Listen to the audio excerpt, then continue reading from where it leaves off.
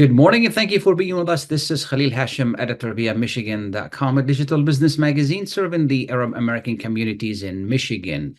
We provide business and real estate news, loan and lending information, recipes, support to small businesses, and much more. This program is brought to you in cooperation between US Arab Radio and Michigan.com. On behalf of US Arab Radio, we wish you the best of time, peace, and happiness. We thank our sponsors, listeners, and supporters. We also recognize Layla Al-Husni, the founder of US Arab Radio, one of the largest ethnic radios in North America, reaching millions of listeners in 13 states, Washington, D.C., and the Middle East. This year has been and going to be a very unusual presidential election year in the United States. We have a rematch of two candidates that most people in our community or in the nation would rather not to vote for. President Biden, who has supported the war in Gaza and has refused to call for a ceasefire. Arabs have vowed to vote against him. In 2020, Arab Americans voted heavily for Biden, for President Biden, actually voting against Trump's anti-Muslim and anti-immigrant policies. Arab Americans helped Biden win Michigan over Trump and helped him in other states as well. Traditionally, politicians have not paid much attention to Arab American votes, and Arab Americans have not participated as much. Things have changed in the past years. We have come a long way. We have Arab Americans in Congress. We have someone running for a Senate seat. We have Arab Americans in courts at the state level, at the state House of Representatives, at different and other different levels of governments. But still, the relationship with this system is still puzzling. Is there a distrust in the system or to the system? Why candidates keep a distance or never respond to Arab American priorities? With us this morning is Dr. Hani Bawardi, an associate professor of history and Arab American studies at the University of Michigan-Dearborn. Good morning, Dr. Bawardi, and thank you for being with us. Good morning, Mr. Hashim, and greetings to the viewers and also to Ms. Al-Husseini. Thank you. Thank you. You know, this is really an unusual year. How unusual is it? What are the expectations? Well, it depends on the point of view. I mean, the Arab Americans' expectations have not changed a whole lot. They have their priorities. A core issue for them is, U.S. policies in the Middle East, and in particular in reference to the Arab-Israeli conflict.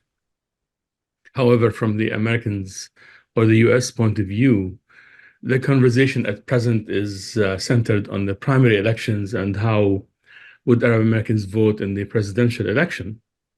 So I was contacted by a slew of networks, actually, cable and network news outfits, but none were interested in the analysis or exploring the Arab Americans' long and bitter history with presidential candidates.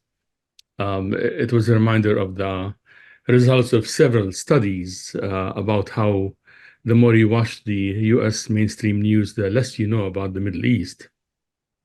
They found a scoop, basically. And the basis of the scoop is that Michigan is emerging as a swing state, one of a couple of swing states, not the swing state that would decide the election per se. And Michigan has not been a swing state in recent history, at least. But with close elections like this, every state counts, every electoral vote counts. And that's what the Biden administration is worried about. But the background for all of this attention is the carnage in Gaza and the Israelis' campaign of murder, unrestrained murder in Gaza, and Mr. Biden's pronouncements about, the 40 babies with their heads cut off, and which he never really retracted directly, at least himself. Which was not true, actually. Of course, it was not true, but nevertheless... damage is done. Yeah, and it's a reminder of the baiting that used to happen in years past. People running for office baited Arab Americans to get more vote from the Jewish side. Things are different now because Arab Americans in our neck of the woods in Southeast Michigan have scored some points in local elections. They made their presence known. And as I mentioned, with a close election like this, the Biden campaign are worried. And given the intensity of the violence against the Palestinians, it was easy to kind of rally around that core issue and say, no, we will not give you our votes so easily. You'll have to work for them. Although there are no signs of, concrete steps that the administration is considering, the people's priorities. The U.S. vetoed another ceasefire in the UN. Sure. So they come and film interviews, those outfits against these exotic venues and, in a mosque or a local sweets shop or a cafe. And they have their scoop that, Arab Americans are angry at Biden. But this is nothing new in terms of Arab Americans and their disappointments with elections. None were interested in learning about Arab Americans' place in US politics, for example, or the community's experiences and the many disappointments after almost every presidential election in memory, or how US policies are conducted, or what goes into shaping them. So all this information really comes into play. It is the background for what we experience time and again.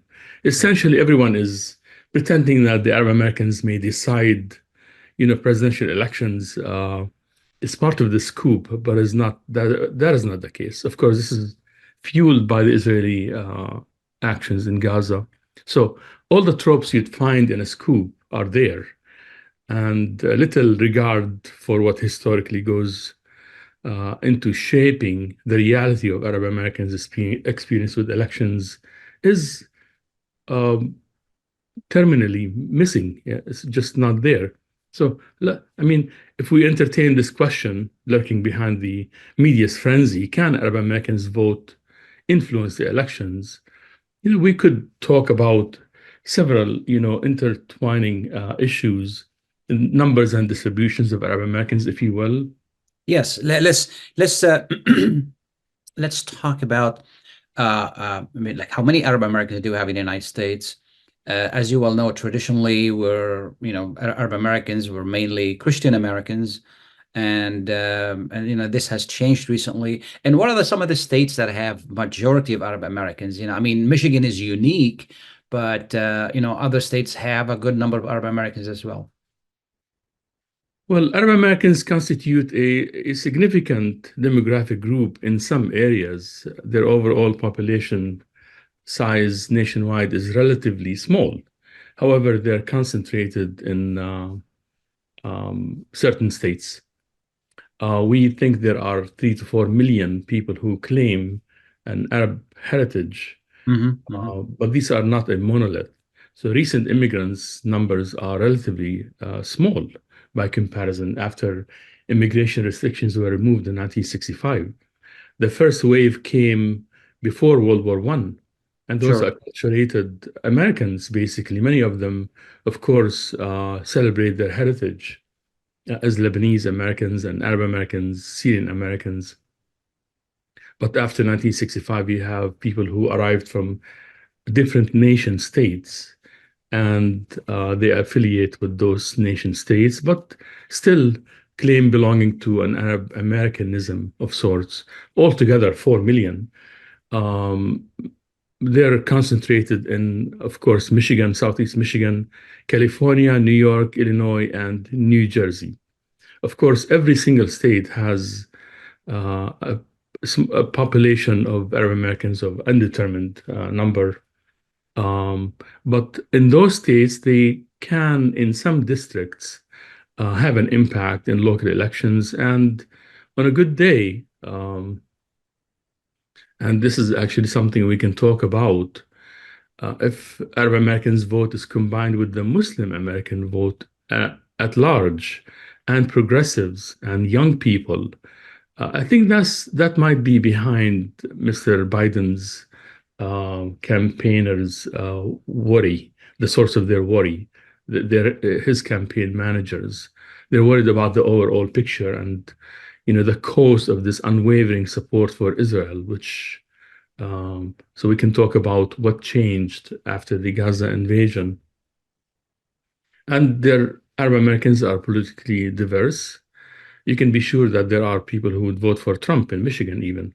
Sure, sure. Though relatively smaller number than Democrats. So varying political affiliations, ideologies, and priorities. You have some who may prioritize issues related to the Middle East, such as foreign policy, Arab-Israeli conflict. I would say most would. Others may prioritize domestic policy like healthcare, education, the economy. This diversity can make it challenging to mobilize Arab American vote as a cohesive bloc in presidential elections.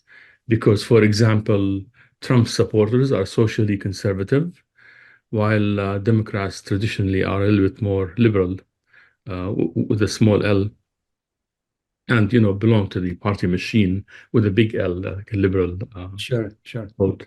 So voter turnout among Arab Americans has historically been lower than that of other demographic groups, except in local elections, especially in our region here in Southeast Michigan, and in particular, Dearborn, Detroit area.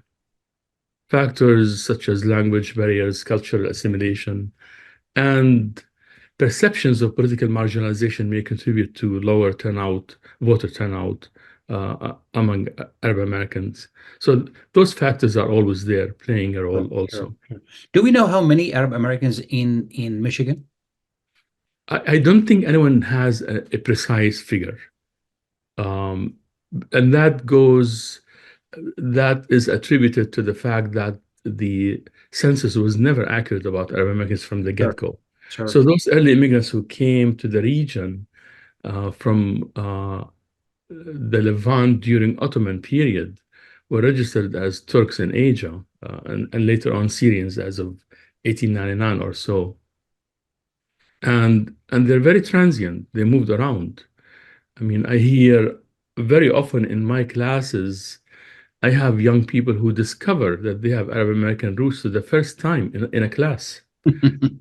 These things happen with regularity, although less and less now with the information disseminating. But the Arabic sounding names very often turn out to belong to people of Arab descent, and they don't even know it. Yes. So we don't know how many. I can tell you that those who identify as Arab Americans, their numbers in New York, both New York and California, may be greater than Michigan. Yes. Yeah. But we're unique here because we're concentrated in the Exactly.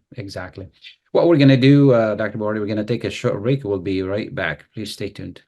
When you're looking for the best in optical care, Dr. Imad Nakash is your doctor to see. With years of experience and thousands of successful procedures performed, you can trust your eyes to Dr. Imad Nakash. See Dr. Imad Nakash and his professional staff for your eye care needs. There's 2 locations to serve you. In Hazel Park, call 248-336-3937. 248-336-3937. In Rochester Hills, call 248-299-3937. That's 248-299-3937. Ziyad brand.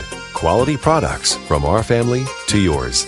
Ziyad Brothers Importing offers the finest quality products, including brands like Sultan, Kraft, Nestle, Hook, Rico Picon, Donna, and many more. Ask your retailer to carry these fine products because you deserve the very best. For more information, visit our website at www.ziyad.com. That's www.ziyad.com. Ziyad, quality products from our family to yours.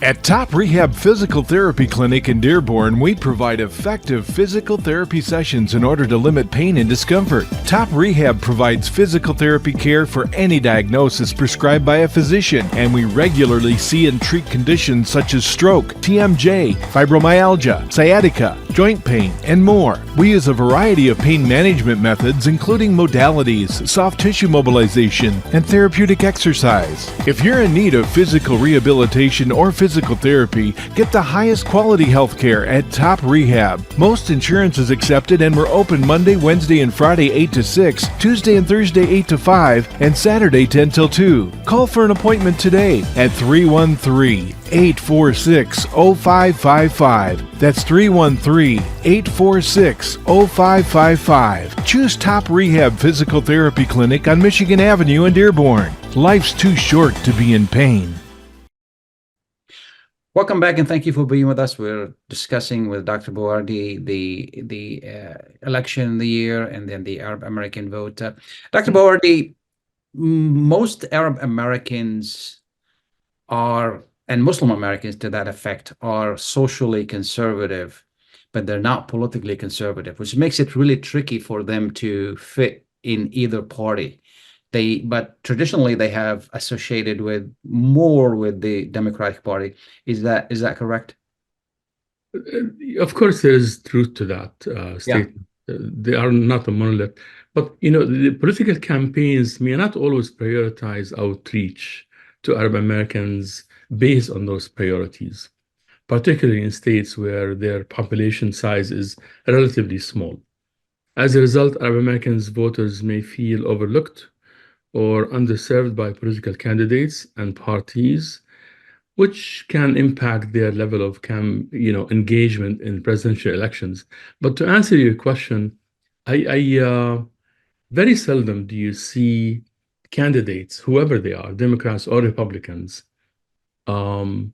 reaching out directly to Arab Americans and asking for their vote in a public way. In fact, our best winning horse, if you want to put it that way, was former President Obama. Sure.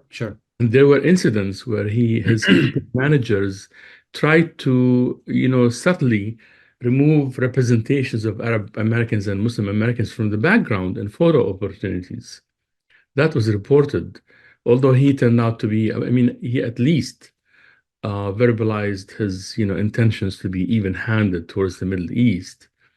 At the end, it was a major disappointment for us. Nothing happened. Not only did he fail in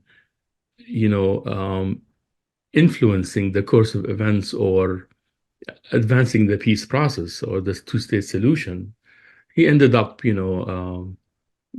paying homage to this Jewish state concept, which he tried to back down from later on, but the damage was done. And that was our best bet. Sure. Jesse Jackson was 10% of his vote came from Arab Americans, but he never gained. Of course, he was not. Yeah. He could not have won at the time. And when we are faced with difficult choices like this, we end up with the short end of the stick anyway. For example, the Bush-Gore election, which was very, very close, and the Arab Americans could have made the difference. We found ourselves caught between a rock and a hard place and gave our votes to Ralph Nader, along with other progressives, which sent the election to Bush's way and the subsequent second destruction of Iraq. And these things happen. And there isn't like a motivation or like an incentive for those candidates to come after our vote, like openly and with all earnestly look for our votes, because our votes are dwarfed by the Jewish vote. Exactly. And within the Jewish vote, those who support Israel. Yeah. If that changes, then we can have a different conversation. Absolutely. It's interesting you mentioned the Bush-Gore elections. At the time, I was working in Florida for the St. Petersburg Times. And then we took a look at that election, and then we found out that the margin was very small, maybe like 5,000 votes or something like that. And I estimated there were at least 50 to 20,000 Arabic votes that went to Bush, because they thought that he was gonna bring in James Baker as Secretary of State. There was a huge push by the Arabic community in Florida to vote for George Bush, and I mean, they didn't intend to, but at the end of the day, their vote became the deciding factor who became president of the United States. Small numbers, it doesn't matter how small it is. Sometimes they can play, as you all know, they can play really an important factor. So I still remember, because we did FOIA all of those results from the state, and we went through them as journalists, and we found out that, of course, we didn't, our focus was not on the Arabic vote, but that was like a consequence of what I was looking at. Absolutely. And again, I mean, I wish we can talk a little bit about, how foreign policy towards the Middle East sent us in a loop, basically. And we were always scratching our heads. What do we do with our vote, however small or however great? And there's a consistent pattern that should be, remembered and borne in mind when we talk about the Arab American vote, just in case the pendulum swings and campaign managers begin to pay attention to the policies that are responsible for this disarray or disillusionment among Arab Americans when it comes to presidential elections, like explaining why U.S. policies are hostile to Arabs and Palestinians and friendly to Zionism, is a major problem for Arab Americans before they can be reliably on one side or the other. Yes, their votes will oscillate here and there depending on social agendas, but I think we are inching closer to the creation of a voter bloc. Exactly. That might actually be in response to possible changes in the status quo. That is to say, that was going to be my question. What can we do to make these guys pay attention to us? Well, to kind of get to that question, one has to have basically an outline or recollect what goes into U.S. foreign policies and how that affects Arab Americans, if I might. Yes. So we had excellent scholars that founded Arab American studies. They're all gone now, just about. Few of them remained. But one is Michael Suleiman, who wrote a book called Palestine and the Palestinians in the Mind of America. And he gave a rundown of, hostile U.S. policies towards Arabs, especially the Palestinians, since the Wilson administration. So to understand foreign policy on Palestine, one has to look at how Americans have perceived Palestinians over time. That might be changing, but what was it like, and how it could change are intertwined. So here's two main things that shaped this view. First, Europeans' negative outlook towards Arabs and Muslims, or the subaltern, anyone who's not Northwestern Europeans, basically came with them to this country from the inception. You cannot overlook that, because when we talk about Trump, or for that matter, Biden, these are white men who represent a dominant ideology that has its basis in, historical roots in religion or, a feeling of superiority. You can easily argue that racism is a major component of U.S. foreign policy. And that is not easy to change. As a historian, I can tell you that, like a few years ago, the descendants of the South and Eastern Europeans and the subaltern, people who are from outside Europe, Southern Hemisphere, Middle East, and South America and Mexico and elsewhere, as of about 6 or 7 years ago, numbered more than half of the entire population in the US. That is the source of fear of the MAGA types, Trump supporters, that whiteness might disappear, which is an age-old, mode of thinking. Sure. I mean, if you can trace that back to the Puritans, those British who came, landed on Plymouth Rock, they were greeted actually in English. So there's nothing exceptional about that event. A lot of Europeans were here already, and abducted people, took them back, taught them in English, and returned them. But those guys emphasized the Old Testament of the Bible, literal interpretation, which talk to them in terms of like divine intervention and the stark differences between the chosen people and everyone else. So when they first met the Native Americans, they were impressed by them. They were adorned with those colorful beads and Sure. were living in perfect harmony with nature. They called them, these are the lost tribes of Israel. And then when they could not Christianize them and they began to abuse them for cash products like beaver skin and tobacco and deer skin and molasses and sugar in the South. Then they became the children of the devil, like as if on a pivot. So this mentality is present. Frankly, we cannot ignore it, and it drives like there is no inquest. There is like this inquiry about how do those foreigners vote, what goes into their thinking as they approach the polls, completely oblivious to this country's long racist history, basically, as if Arab Americans haven't been here as long as Irish American, as Polish Americans and Jewish Americans and Italian Americans and Magyars and Eastern Europeans. One became white. The other ones have a nebulous status. Some of them pass as white, but others don't. So there's this exoticism that always like a renewed puzzlement about how do Arabs' minds work, basically. So if you go back to the Wilson administration, who promised in the 14 points self-determination ahead of the peace conference in Paris in 1919, after World War I, he sent a commission headed by Mr. King and a Mr. Crane, an academic and a businessman, to investigate.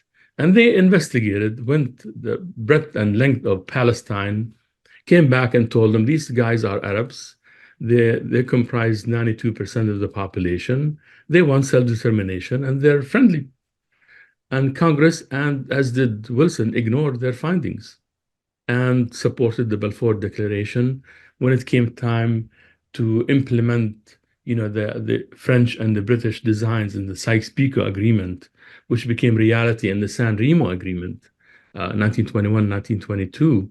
And the United States came out of its isolation to create the seed for the Arab-Israeli conflict as we know it today. The Balfour Declaration became international law with one difference. It became the home for the Jews in Palestine instead of a promise for a homeland for the Jews in Palestine, as Balfour or Rothschild was promised by Balfour, the British Foreign Secretary. The United States basically made it official. And that it's still with us. I know it's history. I know it's 100 years ago, exactly 100 years ago. But we're living the consequences now. We are living in the consequences, exactly. And the negative view of Palestinians has influenced how the U.S. makes foreign policy ever since.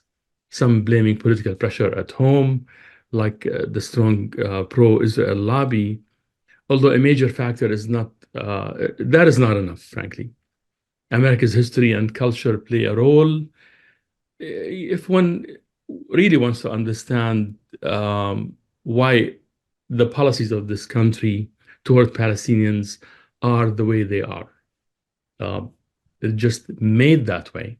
And why? Well, yes, the United States was not an imperialist power yet, but it became so. It became one.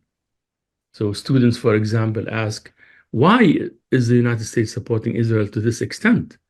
Why would Biden repeat a lie that he knew came from the Israeli army? That's nothing but a vicious lie about babies, their heads cut off. And frankly, the answers are easy if one looks back. When Europe plowed into the world in this age of explorations, wherever they went, they enslaved people, found a way to make money. At the beginning with the Portuguese, Vasco da Gama, who found a way to India. On the way, they colonized Africa. And the Dutch were not far behind, very soon Columbus found gold in South America, and the French and the British were in hot pursuit of similar riches. And the price for the people of this world was devastating, basically. It was nothing short of mass murder. Now, those countries are not engaged in mass murder anymore, but their imperialist message that you are subservient people, we are better than you, we know what's best for you, did not go away. And planting Zionism in the Middle East was a step in that direction to protect the investment called the Suez Canal and also maintain a foothold in the region. One has to keep those things in mind if you want to understand why the US would send an airplane carrier, an aircraft carrier with all its flotillas, enough to subdue an entire continent, was sent. It was a declaration of war on Gazans by the Biden administration. Enough firepower to subdue Russia itself was sent to the region to send a signal to the Lebanese to stay out of the fray, and for the Israelis to do what they want. And if you look at the alternatives, I mean, Trump is not going to be much better. And the candidate, the other major candidate on the Republican side, Haley, is saying to her, she's telling people whatever Israel wants, when it wants it, no questions asked. Sure. What we're going to do is we're going to take a short break. Please stay tuned. Life for Relief and Development has now been rated as one of the best charities for humanitarian aid. Life's humanitarian projects span the globe, and Life is celebrating its 30th anniversary of providing essential life-saving aid to people and communities in 36 countries, regardless of race, color, religion, or cultural background. Where there is life, there is hope. And when disaster occurs here or around the world, including being one of the first responders to the Turkey-Syria earthquake crisis, Life for Relief and Development rushes in to provide food, medical aid, and shelter to those in need. We are looking to help the earthquake victims, and we take 0% overhead on emergency donations. So please help improve these efforts. Learn more about our involvement to help the helpless and bring hope where it's needed most, and make your tax-deductible donation to Life for Relief and Development now at lifeusa.org or call 248-424-7493. That's 248-424-7493. Are you going to start a restaurant or grocery store soon? Do you need floor plans and designs? Call Naji Abood at 734-744-9796. Do you want to buy kitchen and restaurant equipment at discount prices? Call Naji Abood now, 734-744-9796. New Concept Products and Design, the trademark of kitchen equipment. 5% discount on all purchases of $75,000 or more. New Concept Products and Design, new location, 31185 Schoolcraft in Livonia. Learn more at www.newconceptproducts.com. Call Naji Abood, 734-744-9796. Get ready for an amazing experience at Ishtar Restaurant on 15 Mile Road in Sterling Heights. Enjoy excellent hospitality from owners Ali Al-Baghdadi and Fatty Bonham, serving the best in Mediterranean food. Try Chef Ali Al-Baghdadi's famous shawarma, the best Iraqi grills and food, and the best Arabic and international dishes. Dine in our authentic atmosphere or take out. Call 586-698-2585 or check us out on Facebook. Ishtar Restaurant practices all CDC guidelines and is open every day 11 a.m. to 10 p.m. Have an amazing experience today at Ishtar Restaurant, 3625 15 Mile Road, Sterling Heights. Welcome back, and thank you for being with us. We're discussing the Arab American vote in this election with Dr. Bawardi. Dr. Bawardi, do we need to do more as far as educating the community at large, the American community at large? There seems to be a gap in information. What do we need to do? Or does it make a difference? It does make a difference. It should make a difference. It will make a difference if we keep at it. our immediate problem is organization. And as an Arab Americanist, I wish I have good news, but we are, as a whole, in a state of regression. I wrote a book about the previous, like the earliest mobilization by Arab Americans to do just that, increase awareness and Mhm. lobby Congress and organize themselves. And I know it might sound strange to some viewers to hear this, but in 1939 through 1945, we came closer to the center of power in this country than we ever have since. We had the largest grassroots Arab American organizations. The Arab National League was larger per capita than anything we've ever had since. Those organizations were reborn as the ADC, American Arab Anti-Discrimination Committee, Yes. which was making headways, and it had a teacher outreach in which I participated. Mr. Marvin Wingfield, ran that at the Arab American Anti-Discrimination Committee's office, and it had some headways. And then again, the rug was pulled from under our knee by U.S. foreign policy, basically, towards the Middle East, and our inability to cope with that. The first Gulf War started, and Arab Americans, including the ADC, said, we are opposed to the dictator in Iraq, Saddam Hussein, invading Kuwait. We're opposed to that, but we're also opposed to U.S. invasion of Iraq. As a result, they lost much of their funding from the Gulf and began to decline. And it created a huge gap. Now, the mainstream organizations we have today, especially in our neck of the woods, without naming them, or it, for that matter, have been very coy about connecting a defense of our culture and traditions and history, and articulating demands on the polity for funding, state agencies, and the polity for that matter, as if saying I'm an Arab American or Palestine matters to us is a liability. That's how they function. So what I'm trying to say is we basically slacked off in terms of educating the public on the high school level, or elementary school level, in the public at large. The hostility never abated. It's still there. It could have been overcome with higher degree of organization and dedication and strategy. You cannot, this is an opportunity, basically, as sad and devastating as things are in Gaza. People are beginning to look at the Palestinians as human beings. It took 29,000 dead, mostly women and children, for people to see that. But we were not able to achieve that in 1982 when the Israelis killed over 30,000 people, by the way. We are closer now to basically convince the general population that there are two sides to this story, that Gaza was under siege for 17 years with no end in sight, that they lashed out, notwithstanding any atrocities that may have been committed, although we don't know what the truth is anymore because of the Israeli army's propaganda machine. But the disproportionate response by the Israelis convinced many that to wonder who the Palestinians are.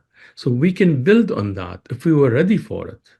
Instead, our organizations aren't keen on this, aren't keen on contributing a strategy or aiding a strategy.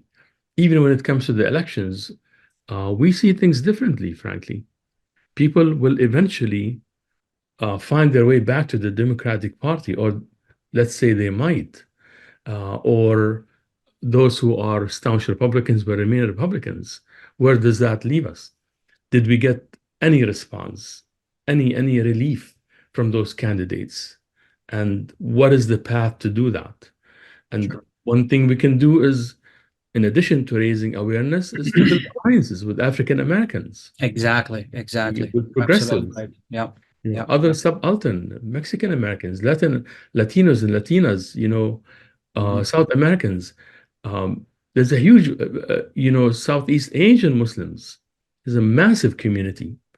We're not doing enough to build those alliances, and I submit that it isn't easy to do so unless we are cohesive and we have a strategy, flowing from within, until we basically de-emphasize local parochialism and look at the big picture. Yeah. And that's another conversation, as you can Absolutely. tell. We're going to take another break and we'll be right back. Please stay tuned. With more than 30,000 successful in vitro fertilizations, IVF Michigan is now ranked as one of America's best fertility clinics according to Newsweek magazine. IVF Michigan fertility centers are the recognized leaders in high-quality fertility care. With locations in Bloomfield Hills and 9 other cities in Michigan and Ohio, IVF has experts in all aspects of the field. A founding member, American board-certified Dr. Nicholas Shama, is one of the leading reproductive endocrinologists in Michigan and Ohio. He has performed over 20,000 successful IVF cases, and it's helped thousands of couples fulfill their dreams of parenthood. When it's time to get personalized care from Dr. Nicholas Shama at one of America's best fertility clinics, call IVF Michigan Fertility Centers in Michigan and Ohio toll-free at 855-952-9600. 855-952-9600. Were you recently at the emergency room, urgent care, or at your doctor's office being told you need a hand, wrist, or elbow specialist? At the Katranji Hand Center, we offer the latest techniques in hand, wrist, and elbow care. From sports injuries to work injuries to everyday hand, wrist, and elbow problems, the specialists at Katranji Hand Center are here to get you back on track. Call us in Troy today at 248-869-4263 or visit us at katranjihandcenter.com to schedule your appointment today. As the weather gets colder, it's a good idea to layer up with scarves, hats, and mittens. Another layer of protection this season is to get your flu and COVID-19 vaccines. You can get both vaccines at the same time. Talk to your healthcare provider or learn more at michigan.gov/COVID-flu-RSV and layer up for some added peace of mind. A message from the Michigan Department of Health and Human Services. Welcome back. We're discussing elections and the Arab American vote with Dr. Bawardi. You brought up a very important issue, and that's coalitions with other minority groups in America. And over the years, and correct me if I'm wrong, I don't think Arab Americans have benefited from the experience of African Americans and Latino Americans and other Americans that have gone through similar organizations and faced similar obstacles to get their place under the umbrella. What else do we need to do to really create and strengthen these coalitions? Well, we have sporadic, inroads into, progressive camp, even the Democratic Party in a meaningful way. The South End in Michigan was a powerful movement, part of a larger movement to save the homes of people against, Ford demolition by Ford Company. And you had unionists who are Arab Americans, Addis, for example, who was a high-ranking UAW official.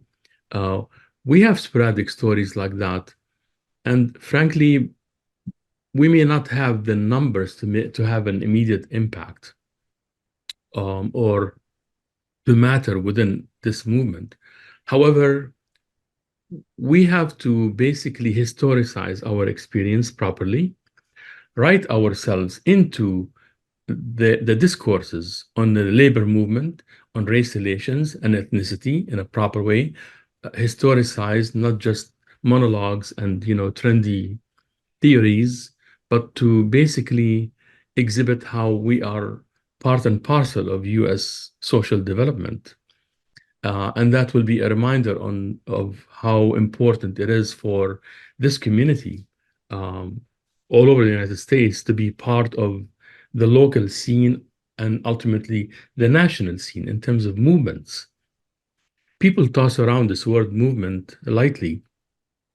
A movement takes a lot. It takes workers, professionals, you know, a cross section of society to work towards one goal. We need to find our way, our place in a movement. We need to aid a movement and then be part of it.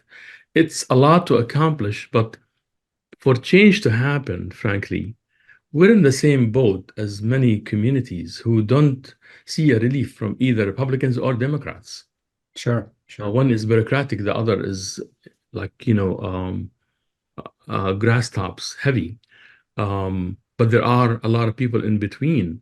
And history has a way of, repeating itself and going in cycles. So a challenge, a popular challenge to the status quo is sure to happen.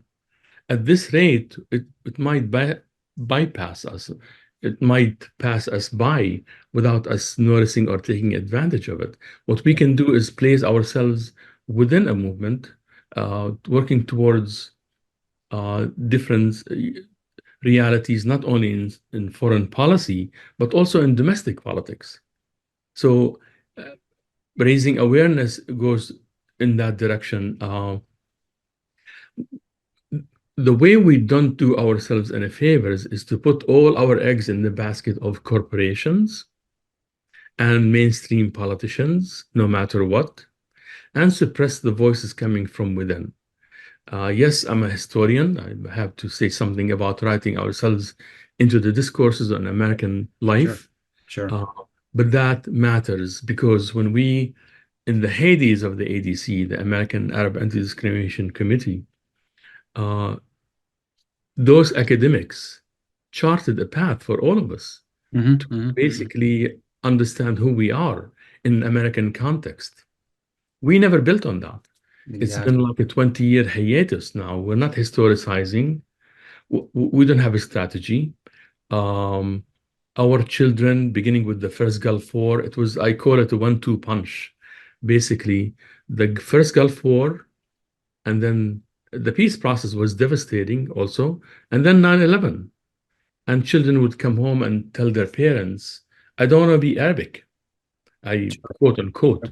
I was called by an Iraqi woman around the first Gulf War. I was an activist living in Flint, and she was crying in a drenched way, and that's what she said to me. And the same thing happened to my colleagues around the country at the time. I was doing what I can for the ADC at the time. And, but now things are even more dire because the people who entered the country from Iraq were selected, select few. Many of them came by way of Saudi Arabia, creating cohesion, even in the Dearborn area, in the Detroit area alone, has been a challenge. So you can imagine on a nationwide. So we have to remind ourselves and others about our common history, common narratives, those powerful common denominators like language, and build on that and go back to the first 70 or 80 years of our life in the United States was actually very, very powerful reminders of who we are. And also, our place in American society was more secure then, I argue, than it is now. Exactly. So, connecting the dots and being reminded ourselves of who we are and our history in this country and beyond, we can do a lot more in those fields. Absolutely. Is there any other aspect of this discussion that we haven't touched on? We're getting close to the conclude the program. We got 6 minutes left. Is there any other aspects of the discussion we haven't touched on? Well, we've covered quite a bit, so there is many subtopics we can discuss. When you have 28,000 or 29,000 people killed, we're losing track. I mean, hundreds are being killed every week. Most of women and children dead in Gaza. The Biden administration is likely concerned with overall effect of its unwavering support for Israel. We have to remind ourselves of that, not just Arab American vote, but increased numbers of non-Arab Muslims and young people. Gaza is a sea change in U.S. attitudes towards the Palestinians and the Palestinians globally, and the U.S. is no exception. So the tide is turning. Are we ready to ride that wave and change the reality or not? That is a challenge for us. This is the thought that comes back. We're talking about elections um, as if it's an immediate thing that, all of a sudden we matter. No, we will not swing the elections. We might swing Michigan It's if we're true. lucky. True. But then again, we have to follow up on that with expectations and achieve some results for, our countrymen overseas and influence our reality in the country itself. Absolutely. As a journalist, I like to see a lot more participation from our community. For example, when I was working for the Ann Arbor News, and we used to get several emails or several calls, the editor used to call me like, "What's going on?" And I don't see that efforts trying as a community to influence the media, to influence politicians. And today is very easy. Anybody can send an email, anybody can send a tweet, anybody can send, participate. I don't see that organization going in which how we can influence the public discourse in an accurate way. All we have to do is just correct the misunderstanding. I like to see more of that. I like to know your thoughts about that too. That is very true. 20 letters to a congressman or a senator is still an avalanche. They cannot Yes. ignore them. Yeah. And what we need to get away from is those knee-jerk reactions. Like when things are really bad, we react and then we fall back into complacency. Yeah. We have to wake up every morning thinking, what can I do that is best for Palestine? Who can I boycott today? Who do I write today? And that has to be sustained like a way of life for the rest of your life and ingrain that in our children to make a difference. And as you suggested earlier, to Yeah. so increase awareness among the general population as well. Absolutely. Absolutely. We're going to get the 27th in Michigan, the last day of the election. And there's a great push to go for uncommitted. And what kind of impact do you think that would have? Well, it might at least register people's, preferences. That's how people are being advised to vote by our Arab American lobbying group. Certainly, that is the least we can do, is vote uncommitted. And writing, long live Palestine, things like that on the ballot, I don't know how much effect that will have. It will be seen only by the fellow who counts the ballots. It's not going to make It would also forfeit the ballot. So if the ballot will be forfeited if you write anything on it. Well, that people Yeah. were not told that. They were told, Yeah. write Free Palestine, and that is not the best advice. No, it's not. Feel that way, and we mean it, and as though we should. But the ballot is for votes, not for feelings, and you need a vote that counts. So uncommitted, غير ملتزم in Arabic, uncommitted is the vote that will at least open the road for the Biden administration to pay attention in a meaningful way and promise concrete change. We're far cry from that still. Sure. Final thoughts, Dr. Bawardi. Well, I think we're a great community. We have a few things going against us. Like we don't have huge numbers, and sometimes we think, in the world of the Dearborn bubble, as I call it, we feel that we are the center of the universe. We are not.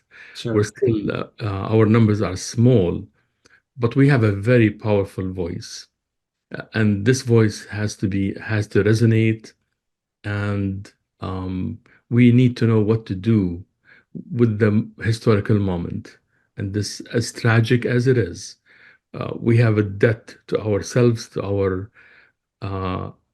ancestral homelands, to make a difference in their lives. I think we're getting closer to that, but it takes a lot of hard work and dedication and selfless attitude not for local gains in local elections, rather changing the culture as a whole in order to change Mindset. Absolutely. Absolutely. Absolutely. Yeah. I agree with you 100%. It's it is a continuous work, and it is a work that it needs to reach the the larger community and on all different directions. I agree with, and we really appreciate all you do, and the academics like you who have been in this community for a long time, the history, and then you're talking to young people as well. And I'm sure the reception is much better today than before. And you've done a great job trying to connect the history. And this is something very important in this community. We really appreciate all you do to do that. And thank you so much for taking the time to be with us. And we pray that things change in in Gaza soon. And there's a lot of work to do here, and hopefully things will be better. I want to thank you for being with us. Thank our listeners. I want to wish you a wonderful weekend. Thank you again, and happy day. Thank you very much. I appreciate it.